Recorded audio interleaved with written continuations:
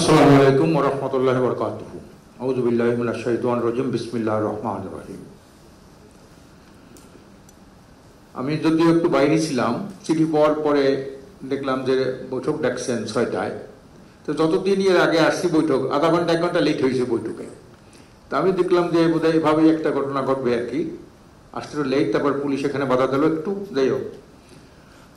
আজকের আমরা দীর্ঘদিন আলোচনার মাধ্যমে দেশ জাতি মানবতাকে নিয়ে চিন্তা ভাবনা করে আমরা একটা ঐক্যমত্যে পৌঁছেছি যে আমরা একটা সুন্দর দেশ আগামীতে উপহার দেব, যেটা আমাদের ঐক্যমত্য কমিশন পটমহিতে লেগেছেন 53 বছরের মধ্যে জন আকাঙ্ক্ষা পূর্ণ হয় নাই।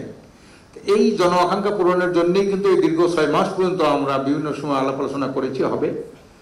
আমি ঐক্যমত্য কমিশনে বা এখানে প্রধান উপদেষ্টা সাহেব আছেন, আমি অনুরোধ করব ঐক্যমত্য কমিশন যে প্রস্তাবগুলো দিয়েছেন এটা তাদের সুন্দর করে কিভাবে এখন তো দুইটা মৌলিক সমস্যা। একটা হলো এই যে আপনার গণভোট একটা প্রস্তাব সবাই আসছেন, এই গণভোটটা আগে হবে না পরে হবে না একই দিনই হবে, এটা একটা ঝামেলা আছে। আমি আশা করি আপনারা এই গণভোটের তারিখটা নির্ধারণ করবেন কবে হতে পারে এবং এই বিষয়গুলো নির্ধারণ করবেন, যে বিষয়গুলো অনেকগুলোই আছে ডিসেন্ট দেওয়া। একজন পাবলিক কেমন করে বলবে যে কোনটার মধ্যে কি আছে। কাজে আমি মনে করি ডিসেন্ট মুক্ত একটা জুলাই সনদ হওয়া দরকার। যা হয়েছে আমরা ডিসেন্ট থাকুক আমাদের মধ্যে, আমরা যখন যে দল যখন ক্ষমতা হবে তারা ডিসেন্টগুলো তারা বাস্তবায়ন করবে, কিন্তু এখন ডিসেন্ট মুক্ত একটা জুলাই সনদ এটা জাতি দেখতে চায়, এটা জাতির প্রত্যাশা। দ্বিতীয় নম্বর হলো একটা সুন্দর নির্বাচন দেখতে চায়। 53 বছর একটা সুষ্ঠু নির্বাচন হয় না, কেউ বুকে হাত দিয়ে বলতে পারে না। যাও কিছু হয়েছে তাই স্থায়িত্ব লাভ করে নাই। কাজে এই জন্যে একটা ডিসেন্ট মুক্ত একটি আপনার জুলাই সনদ চাই, আর হলো একটা সুন্দর সঠিক গ্রহণযোগ্য যারা বলছেন একটা উৎসব হবে। আমাদের প্রধানমন্ত্রী সব জায়গায় দেশে বিদেশে সব জায়গায় বলে একটা মহা উৎসব হবে, নির্বাচনের দিন একটা ঈদের মতো হবে।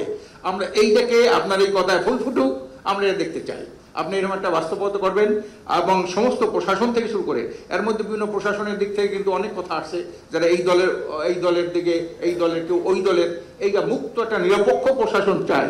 কারণ দীর্ঘদিন যে 15 বছর ফ্যাসিস্টদের যে প্রশাসনের যে কর্ম তারা কিন্তু এখন বিভিন্ন জায়গায় আছে, ঘাপটি মেরে আছে, কিন্তু তারা কিন্তু এখন মুখোশ খোলে না। কাজে এই জন্যে আমি প্রধান উপদেষ্টা সাহেবকে এবং ঐক্যমত্য কমিশন যারা আছে আপনার সুন্দরভাবে এইটার একটা যাতে নিরপেক্ষ প্রশাসন সব জায়গায় থাকে, তা নাহলে কিন্তু এত যে ঐক্যমত্যের আমরা যে আলাপ আলোচনা করেছি বৈঠক করেছি কিন্তু এটা কিন্তু সুফল হবে না, বাস্তব হবে না। যদি একটা সঠিক নির্বাচন হতে না পারে তাহলে আমাদের এই বৈঠকগুলো সব ব্যর্থ হয়ে যাবে।